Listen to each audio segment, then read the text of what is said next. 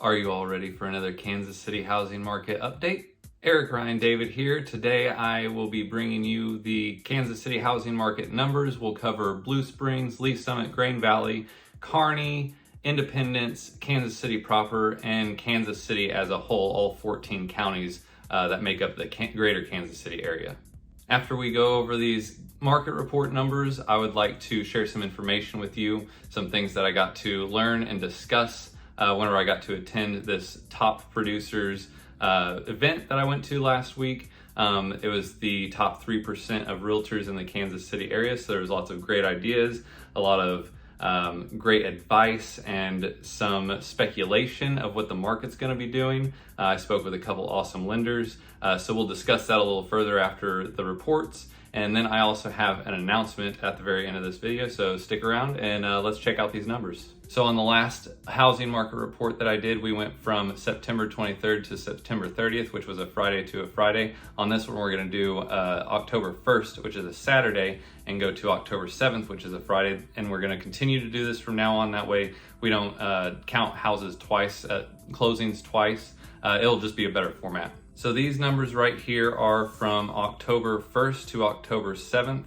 And then this smaller screen up top is September 23rd to September 30th. That way we have a side-by-side comparison of the two different weeks. So this past week, October 1st to the 7th, we had 9 solds in Blue Springs. We're gonna start with Blue Springs. We had 9 closings in Blue Springs with an average sale price of $274,000. And there are currently still 129 homes active, and their average price on an active listing in Blue Springs is $435,000. If we look back at September 23rd to September 30th in Blue Springs, there were 30 closings. There was an extra day in there since we went Friday to Friday, but that aside, the average sale price was $308,000, and there were 129 active listings with an average list price of $435,000.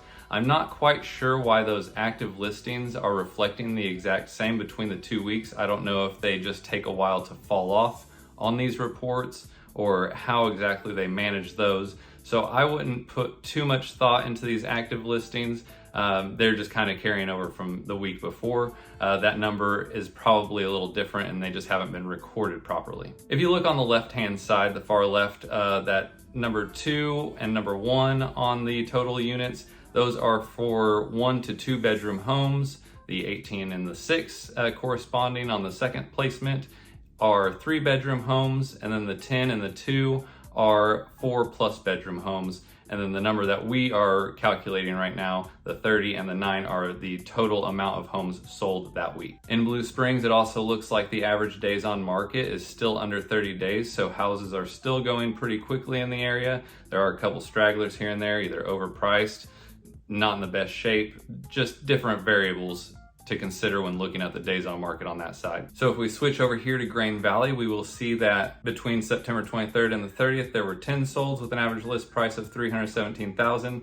And between October 1st and October 7th, there was only 1 sold with a sell price of $385,000. Here in Lee Summit for the week of October 1st to the 7th, there were 18 solds with an average sell price of $428,000, which is a little lower than it was the prior week at $443,000. In Independence, we had 18 solds with an average sell price of $187,000. The prior week, there was 53 solds with $213,000. In Kansas City, we had 87 solds with an average sell price of $345,000. The week prior was 194 solds with an average sell price of $283,000. And then in Kearney, we had 4 solds this past week for an average sell price of $657,000.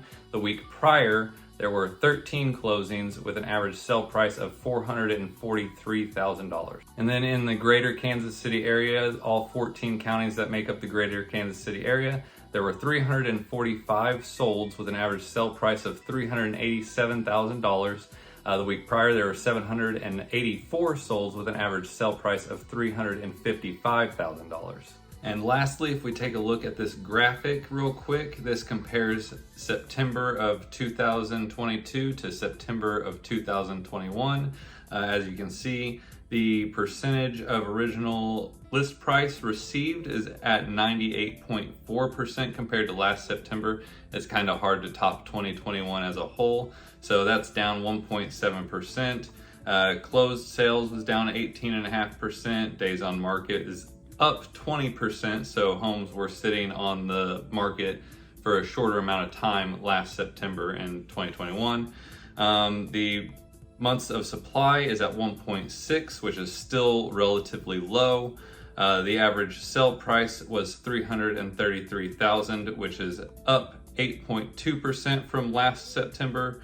The pending sales are down by 20%, and the total inventory has risen by 7.9%. So comparing those 2 weeks, they are substantially different. This is the slower time of the season. The weather's turning. That compounded with interest rates increasing, they're still right around 7%. As far as I can tell, and from what I've heard, the Fed is supposed to be meeting again the first week of November, and everybody is speculating that they are going to raise rates by 0.75% again. But while I was speaking with some of these lenders in this mastermind class, this top producers class, a lot of them were saying that that is not sustainable anymore. A lot of these lenders are keeping their loans in-house. That way they can keep the rates down on the things that they loan out. So a lot of the lenders and agents that I spoke to are very confident that the rates are not going to be able to stay this high. Where they're going to go from here, how far they're going to drop, is all speculation. Nobody knows for certain, but a lot of them are thinking whenever springtime rolls around or within the next year, they are going to backtrack back down to 5%.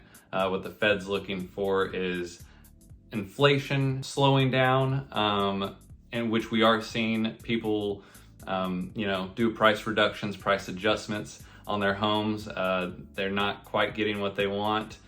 From what they see, their neighbors sold their house 6 months ago whenever interest rates were a lot lower. So they are having to compensate for that by lowering their prices for that buyer pool who may not be able to afford such a higher house payment with the increased interest rates. So on one hand, for sellers, it's still a good time to sell. I mean, you've gained all that equity from 2021, moving into 2022. There was still a lot of equity to be gained. Now that the interest rates have risen, you may not get as much equity out of your home, but you will still get a substantial amount. And it all just depends on what exactly it is you're trying to do: upgrade, downgrade, you have to move somewhere else completely.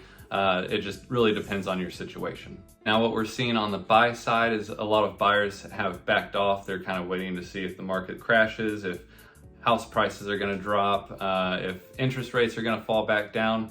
It's kind of scared off some people. I mean, buyers have lost some purchasing power with those increased rates. And the thing is you could take advantage of this time. Since so many buyers have dropped out, you're going to have less competition. It won't be as many offers on one house. You won't have to outbid people as often or buy as much. I see this as a good time for buyers to take their time with what they're looking for. I mean, we still are averaging less than 30 days on market, but it's not a day or 3 days. So you have a little more time to look at multiple properties to decide which one works best for you, and you actually have more negotiating power whenever it comes to either your initial offer or whenever it comes to anything that needs to be fixed on the home, closing costs paid, paying down points on your loan, different concessions that you can look into to negotiate with the seller. The other thing is you can always refinance that higher interest rate. So if interest rates drop to 5%, if say you purchase now and they drop to 5% here in the next 6 months, you can always refinance. I know some lenders are guaranteeing a free refinance in cases like that. You'd have to get the specifics from the lenders themselves. I would definitely shop around multiple lenders, see what all they have to offer, and see what has the greatest advantage for you in your situation. Another thing a lot of those top producers were talking about were investment properties and how investors have come in and have been purchasing up, bits and pieces in neighborhoods. They've been inflating the price and they're holding those for the long term. They are betting that the housing prices are going to continue to go up. which if I look at what a lot of investors are doing, I'm going to say that they have some foresight in what exactly is going to be happening. Some people are predicting that the housing prices in the Kansas City area are going to double in the next 10 years. So some of these investors and agents are looking at this as an opportunity. They're looking at this dip where we are not competing with so many buyers, where we can talk the home prices down a little bit here and there. They're looking at it as an opportunity to purchase properties to hold on to for the next 5 or 10 years and get that appreciating value so that they can sell them off down the road for more than what they paid, which is what we all want to end up doing. It just depends on how long you plan on living in your house or how long you plan on holding the investment. Lots of things to consider, lots of things to talk about. And now for my announcement, I have recently left RE/MAX and I have just joined EXP starting last Monday.